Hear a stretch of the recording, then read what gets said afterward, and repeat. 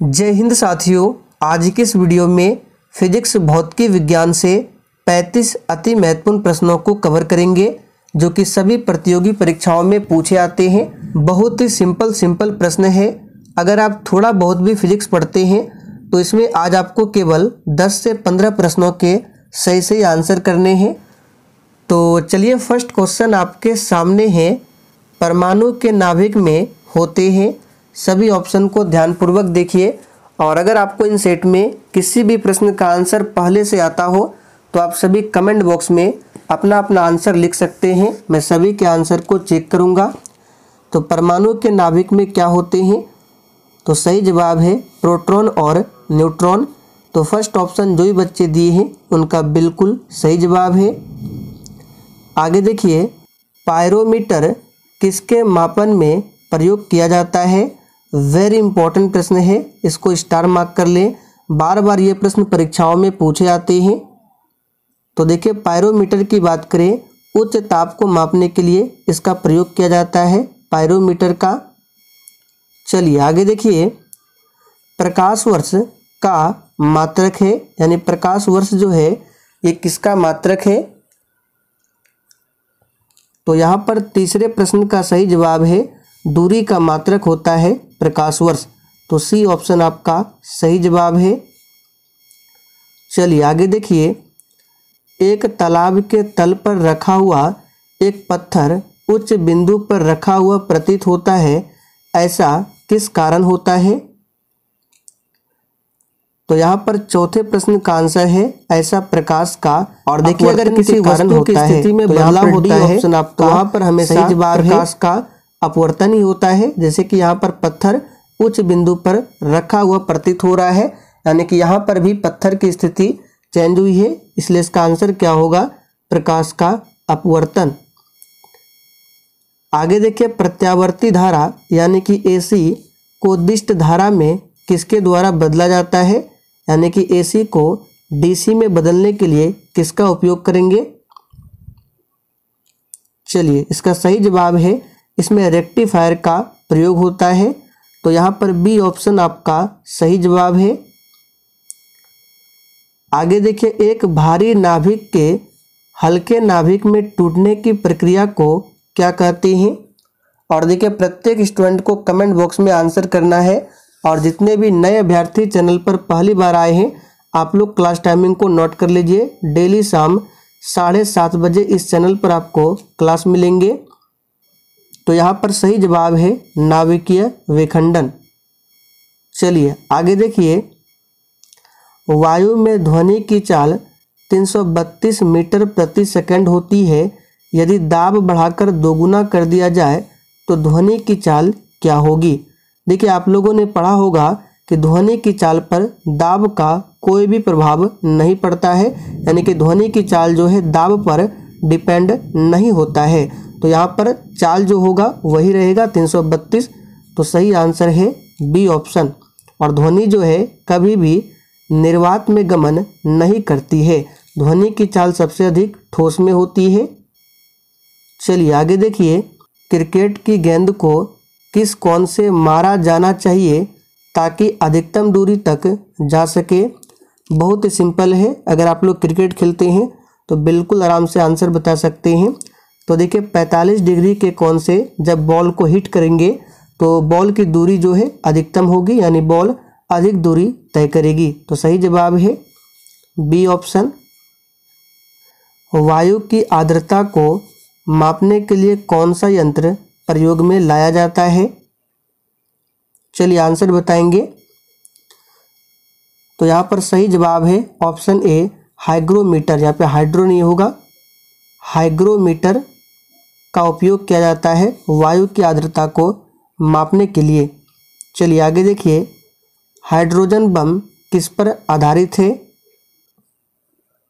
चलिए 10 के लिए आंसर बताएंगे। अब यहाँ पर बच्चे अक्सर कंफ्यूज होते हैं, परमाणु बम और हाइड्रोजन बम।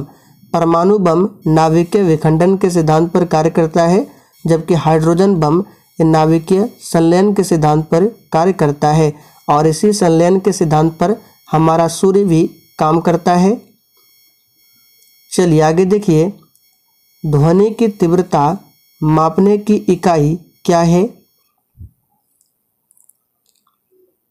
तो यहाँ पर 11वें प्रश्न का आंसर है डेसिबल।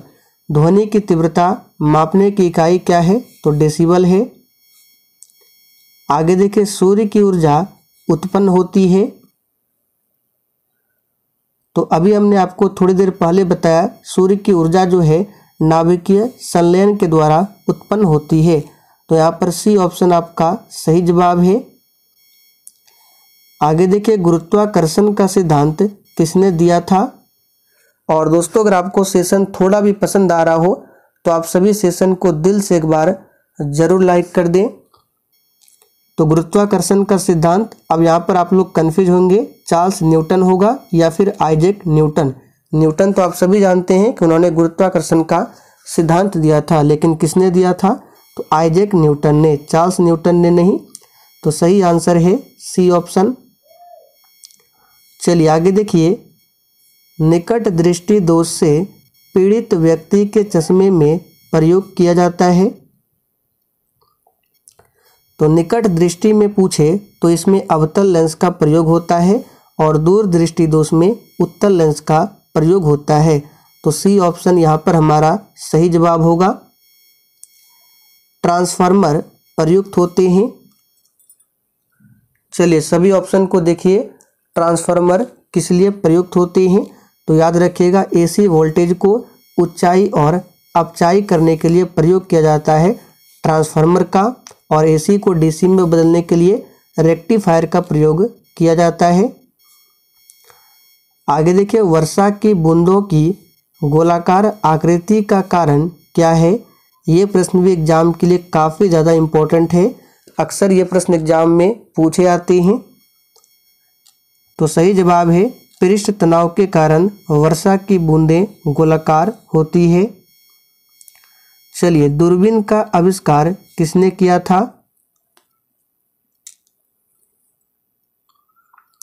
तो दोस्तों, दूरबीन का आविष्कार किया था गैलीलियो ने। यहाँ पर ए ऑप्शन जो ही बच्चे बता रहे हैं उनका बिल्कुल सही जवाब है। निम्न में से किस एक में ध्वनि की चाल सबसे तेज होगी?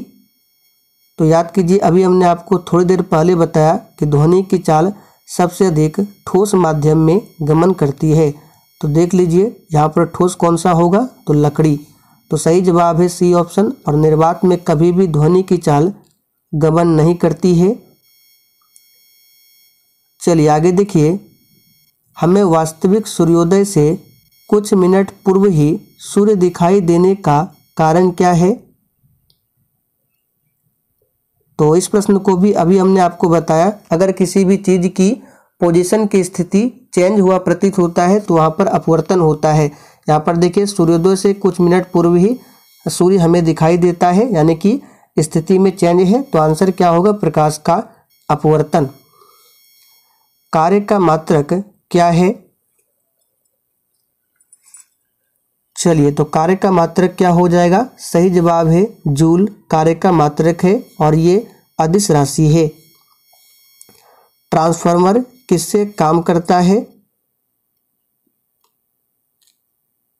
तो देखिए, ट्रांसफार्मर जो है ये केवल और केवल प्रत्यावर्ती धारा यानी कि एसी पर काम करता है। न्यूट्रॉन की खोज किसने की थी? तो बहुत ही सिंपल है, न्यूट्रॉन की खोज जेम्स चैडविक ने किया था। इलेक्ट्रॉन की खोज किसने किया था? तो याद रखिएगा, पूछा जाता है, जे थॉमसन ने। प्रोटॉन की खोज किसने की? रदरफोर्ड ने। सॉरी, प्रोटॉन का नामकरण रदरफोर्ड ने किया, लेकिन प्रोटॉन की खोज गोल्डस्टीन। ध्यान रखेंगे। चलिए, नाभिकीय रिएक्टर में ऊर्जा उत्पन्न होती है। तो आप सभी जानते हैं, नाभिकीय रिएक्टर में जो ऊर्जा उत्पन्न होती है विखंडन के द्वारा। अब कौन सा, नियंत्रित या फिर अनियंत्रित? तो याद रखिएगा, नियंत्रित विखंडन के द्वारा ही नाभिकीय रिएक्टरों में ऊर्जा उत्पन्न होती है। पानी में डुबोई एक छड़ किसके कारण ऊपर हुई प्रतीत होती है, यानी मुड़ी हुई प्रतीत होती है? तो यहाँ पर भी देखिए क्या होगा, स्थिति में चेंज है। तो आंसर वही, प्रकाश का अपवर्तन के कारण ऐसा होता है। निम्न में अस्थायी कण कौन से हैं? तो चलिए दोस्तों, अस्थायी कण की बात करें तो न्यूट्रॉन जो है ये अस्थायी कण है। इस प्रश्न पर आप सभी मार्क कर लें, वेरी इंपॉर्टेंट है। चलिए आगे देखिए, डॉपलर प्रभाव किससे संबंधित है? तो यहाँ पर सही जवाब है डॉपलर प्रभाव जो है ये ध्वनि से संबंधित है। आगे देखिए, एक दंत चिकित्सक द्वारा रोगी को दांतों की जांच के लिए प्रयुक्त होने वाला दर्पण कौन सा है? तो यहाँ पर 27 का आंसर है, ये अवतल दर्पण है। आगे देखिए, निम्नलिखित में से कौन सी ऊष्मा की इकाई नहीं है? तो यहाँ पर सही जवाब क्या होगा? Calorie, kilo calorie, kilo joule, ये सभी ऊष्मा की इकाई है, जबकि वाट जो है ये शक्ति की इकाई है, ना कि ऊष्मा। दूरदृष्टि दोष निवारण के लिए काम में लेते हैं? तो अभी हमने थोड़ी देर पहले बताया, निकट दृष्टि दोष के लिए अवतल लेंस और दूर दृष्टि दोष के लिए उत्तल लेंस। तो यहाँ पर बी ऑप्शन हमारा सही आंसर है। आगे देखिए, किसके कारण आकाश नीला दिखाई पड़ता है? तो दोस्तों यहाँ पर सही जवाब क्या होगा? अब देखिए, यहाँ पर अपवर्तन नहीं होगा क्योंकि नीला दिखाई देना, कलर चेंज हो रहा है, यहाँ पर अपवर्तन नहीं होगा। यहाँ पर आंसर होगा प्रकीर्णन। प्रकाश के प्रकीर्णन के कारण ही आकाश नीला दिखाई पड़ता है। वायु शक्ति यानी कि विंड पावर में ऊर्जा का कौन सा रूप विद्युत ऊर्जा में परिवर्तित होता है? तो ये भी प्रश्न महत्वपूर्ण प्रश्न है। विंड पावर में गतिज ऊर्जा का विद्युत ऊर्जा में रूपांतरण होता है। तो यहाँ पर फर्स्ट ऑप्शन हमारा सही जवाब है। घरेलू विद्युत उपकरणों में प्रयुक्त सुरक्षा फ्यूज तार किस धातु से बनी होती है, जिसका क्या हो? तो फ्यूज तार जो बनी होती है धातु से, उसमें क्या होना चाहिए?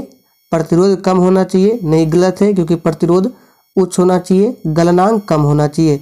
यहाँ पर बी ऑप्शन आपका सही जवाब है। फाउंटेन पेन के आविष्कारक कौन थे? चलिए, तो यहाँ पर आंसर हो जाएगा वाटरमैन फाउंटेन पेन के आविष्कारक थे। और जिन्होंने अभी तक लाइक नहीं किया है, फटाफट से लाइक भी कर दें। निम्नलिखित में से कौन सी सदिश राशि है? तो यहाँ पर सही जवाब है विस्थापन, ये एक सदिश राशि है।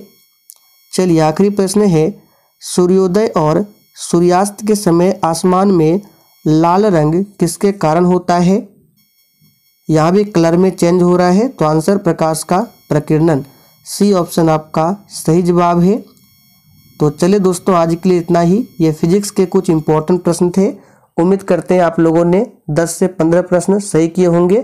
तो अपना अपना स्कोर कमेंट करके ज़रूर बताएं।